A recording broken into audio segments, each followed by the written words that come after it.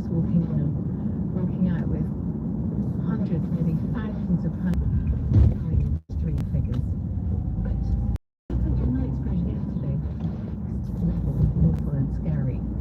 And it's unprecedented to happen there. And I was wondering whether this was the new normal. I mean, it has been a heat wave. I wondered, people are out and about enjoying the weather and warmth, whether this is part of it, whether this has made you more willing to be out and about, but is it actually more dangerous out and about? Have the police, as Nigel Farage is saying, lost control of the streets? Have there been, heaven forfend, people stabbed to death on all streets? 03456060973.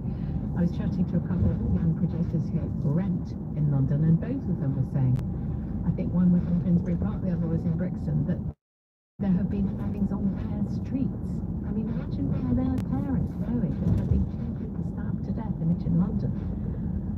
But this was in Knightsbridge. You know, Knightsbridge is cricket balls, a Jofra Archer cricket balls throw away from Buckingham Palace. I mean, where are the police in the streets? Sadiq Khan has promised a crackdown, but where is the crackdown? Is this mere addressing? Has the police lost control of your streets, as well as the shops and the tube stations? Chris Phillips is the former head of the National Counter-Terrorism Security Office. He's also a former Detective Chief Inspector at the Met, and he joins us now. Can we, Chris Phillips, with what happened in Knightsbridge, and can you set it in context of a growing sense of lawlessness in the capital bus?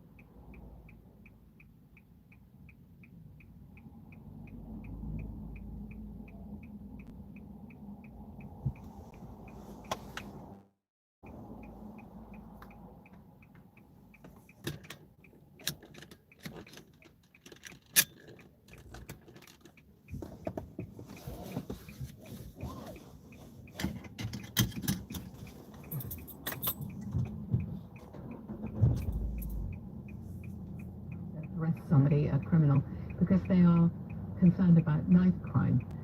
And the advice is don't insert yourself into danger. If there is any risk of somebody carrying a knife, why would a member of the public put themselves in harm's way? I absolutely think that's part of it, but I also think there's a suspicion of the police now. And if you tell the public enough times, and the media have a lot to answer for this as well, where police have been really badly treated over incidents, and then subsequently, found to have done the right thing. Sometimes, of course, they will do the wrong thing, and sometimes they'll make mistakes. We all make mistakes, and when you're dealing with violent people, that happens. But we as a society need to work out: do we want to be police? Do we want to have the police on the streets? And if we do, then we need to support them. I totally agree. Well, going back to what happened in Knightsbridge, I'm not saying that Knightsbridge was necessarily a completely safe kind of part of London or very rich enclave for you know, the high net worth who have expensive apartments there. But what's the explanation for the crime figures? Even there, the monthly Met crime figures show there's been at least 127 robberies there since August last year. That's in less than 12 months. Offences peaking in just before Christmas when 18 took place, 12 in last month alone. Is it because there aren't bricks and mortar police stations and police patrols on the streets in the way maybe there used to be when, I don't know when you were in the Met? Rachel, I personally believe that getting rid of police stations, because let's forget that they had to get rid of the police stations because they were underfunded, and that was the only way that the police could operate. So instead of having a police station in every little town right across London, every borough, now they are way out of the way, and what that means is the police officers that used to come in and out of those police stations don't do that.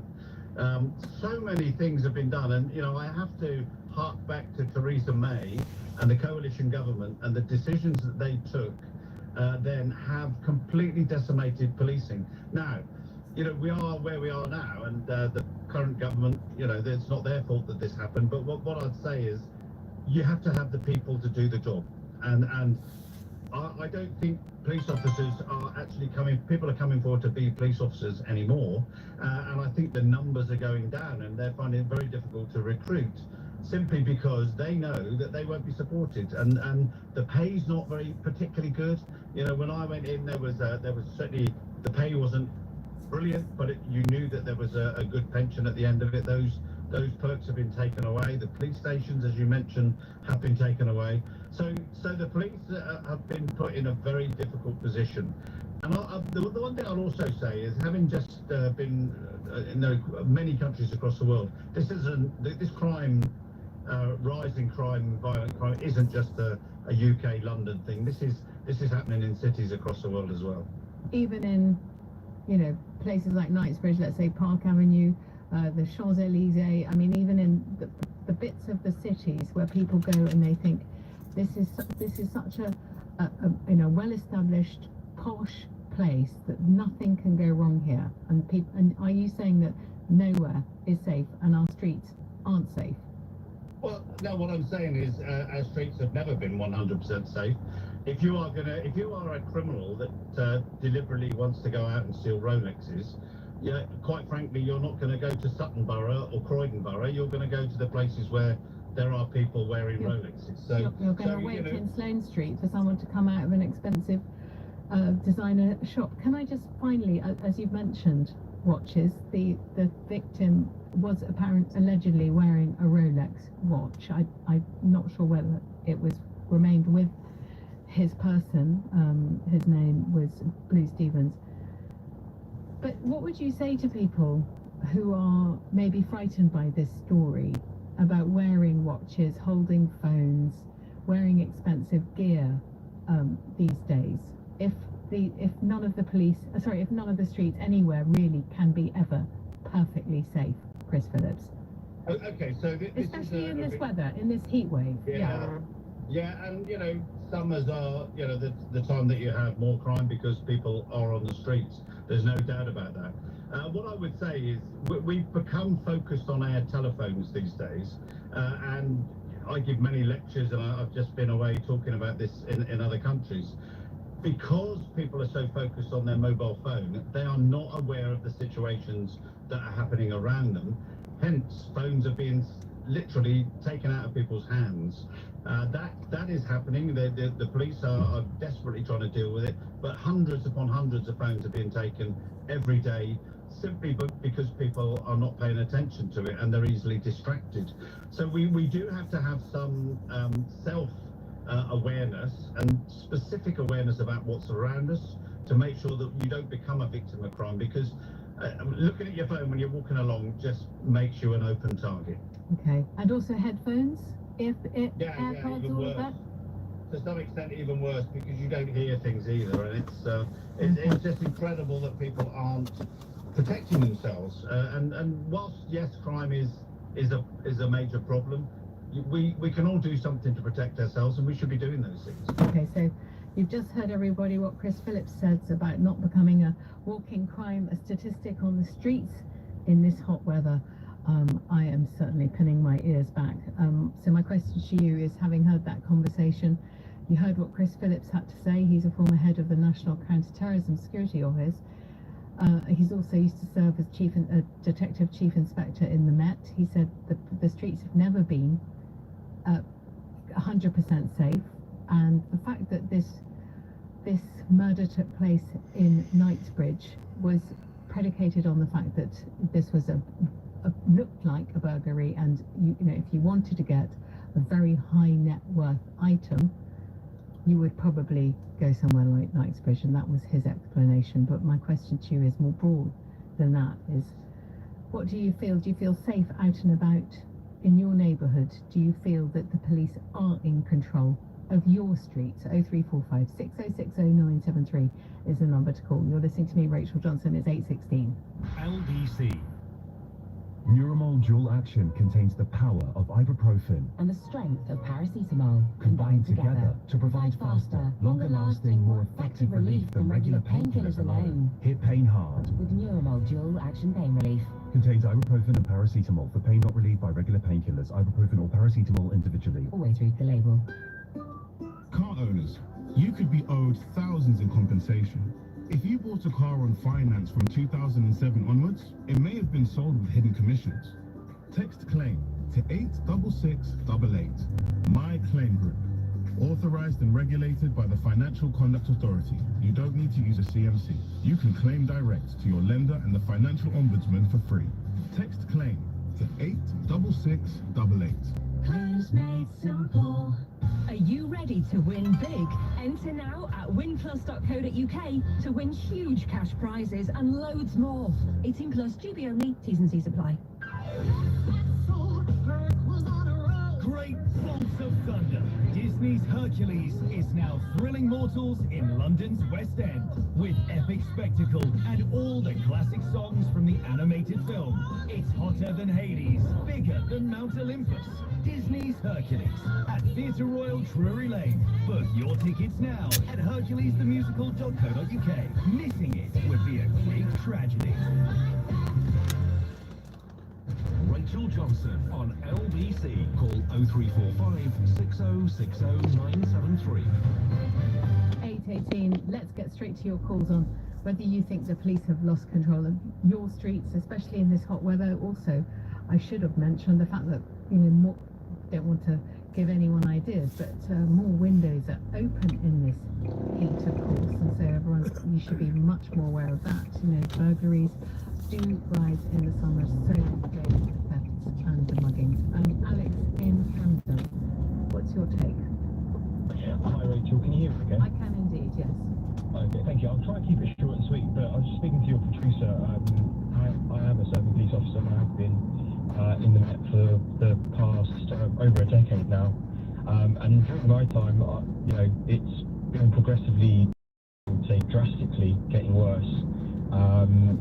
You know, it's for many reasons, and I feel really sorry for my colleagues who are tasked with, you know, an impossible mission.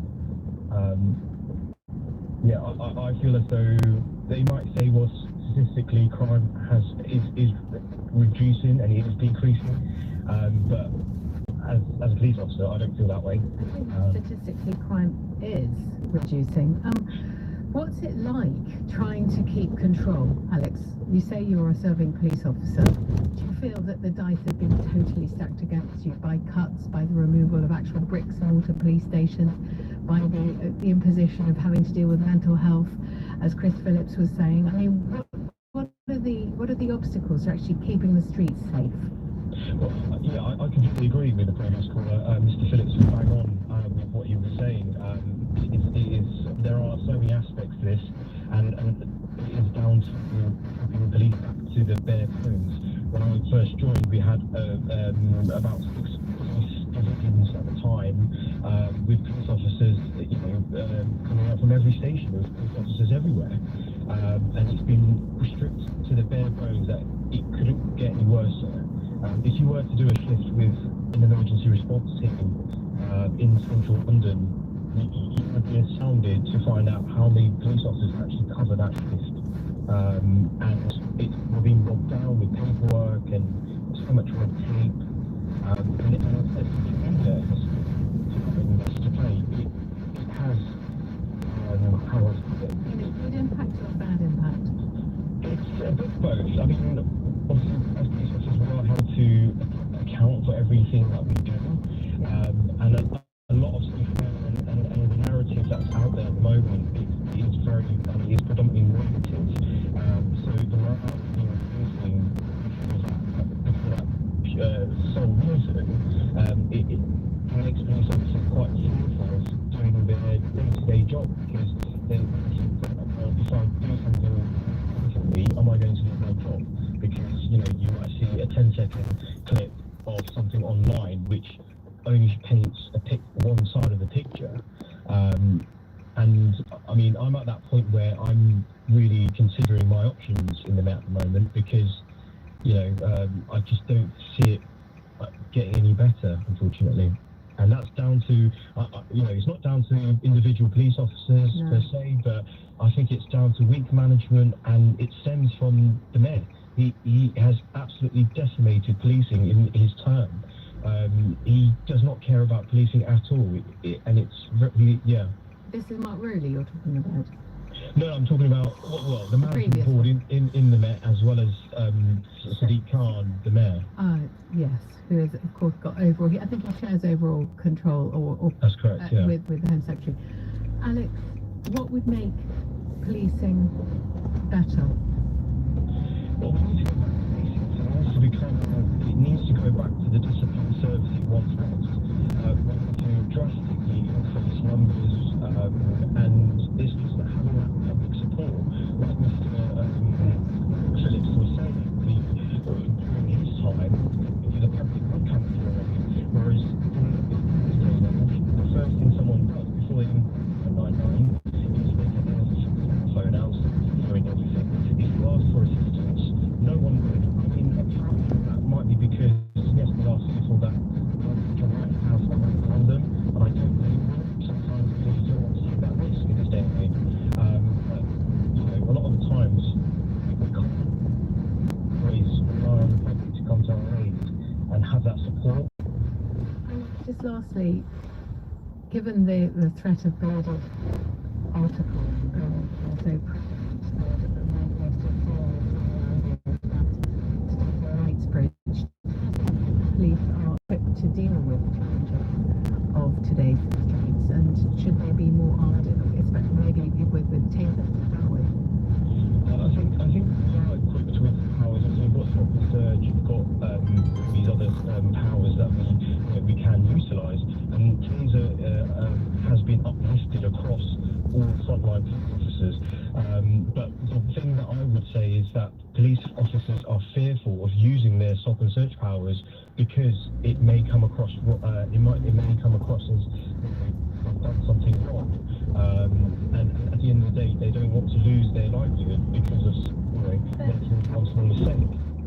You've said that twice now. This is just sounds absolutely desperate. The fear of being mourned and shamed, or a social media clip looking to show a police officer putting a foot wrong is deterring you from wanting to do your job, probably deterring other people from joining the force. What can be done to address that aspect of it? I mean, you speak to a lot of police officers, and they will say there's no support from the senior leadership team. The first whiff of some wrongdoing will throw you under the bus, and I think that needs to change. Better support, and increasing morale. Alex, something that really shocks me as a journalist all my life. I know that unless something I've done is absolutely egregious and is criminal, my editor will back me up. You know, the buck stops with him. When it's police service, why does the buck stop with the bobby on the beat rather than the management level who is maybe, you know, who's thinned the blue line to an extent that the blue line can't cope, or hasn't stood by an officer who's being shamed on Twitter. I mean, what is happening? And shouldn't there be some sort of, I don't know, class action to make sure that police officers who are only doing their jobs are not thrown under the bus? I mean, I think fundamentally it's the fact that you know they're only looking out for themselves. That you know they too have jobs that they need to save.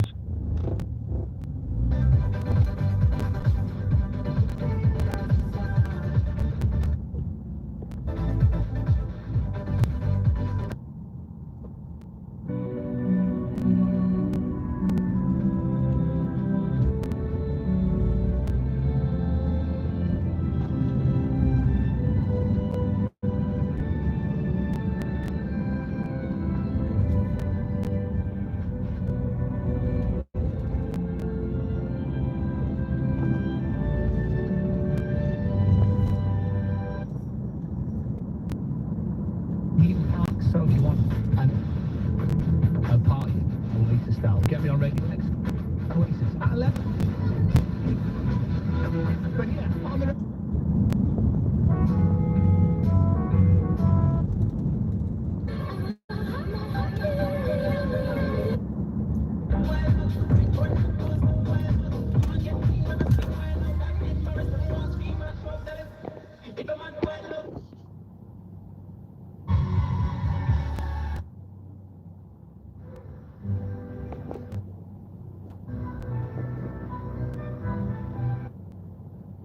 most things because I just have these random ideas of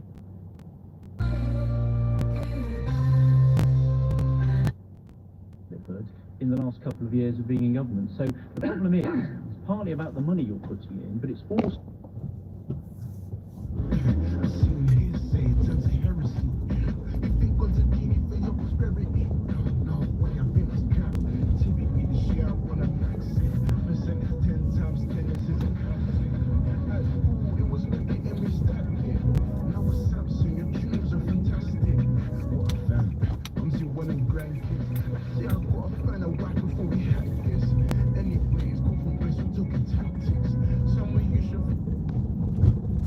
all I blow it and resist.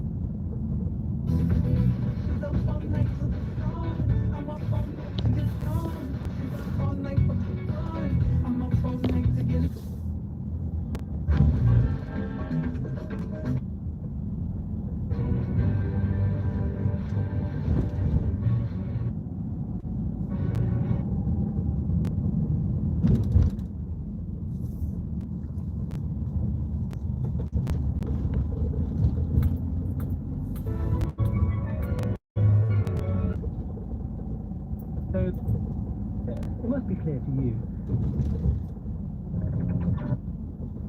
Within private areas, subject to returning credit check. No setup fee on only terms apply. Following is from TFL.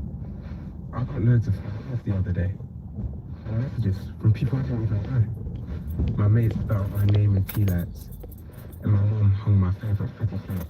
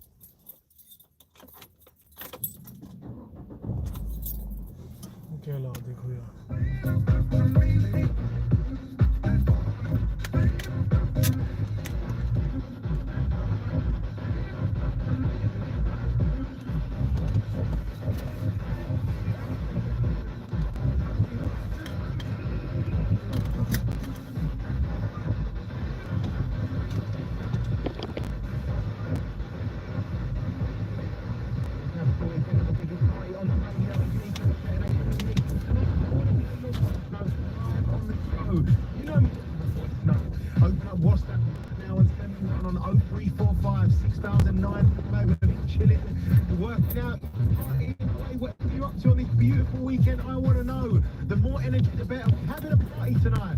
That's 0345 6000 958. Oh my God, let's get on brand new music. This is Rossi and Jazzy with High on Me.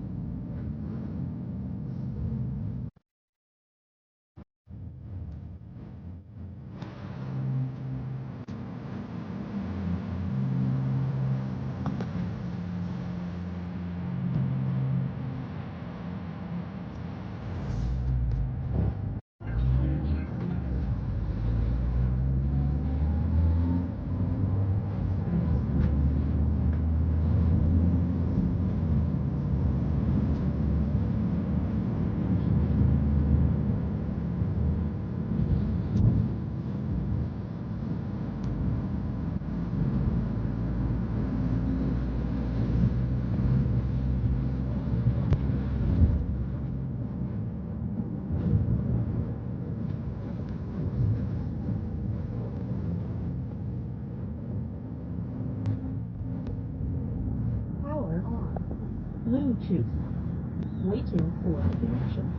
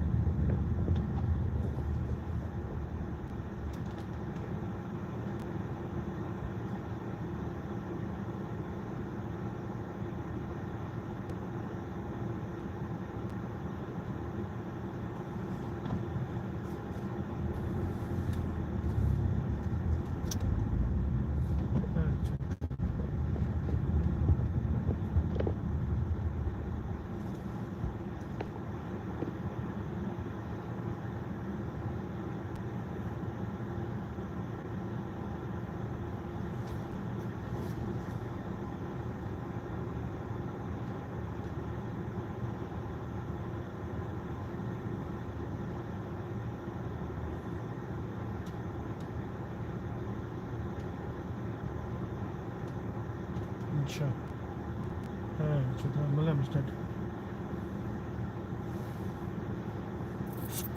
नहीं यार ऐसा नहीं होता है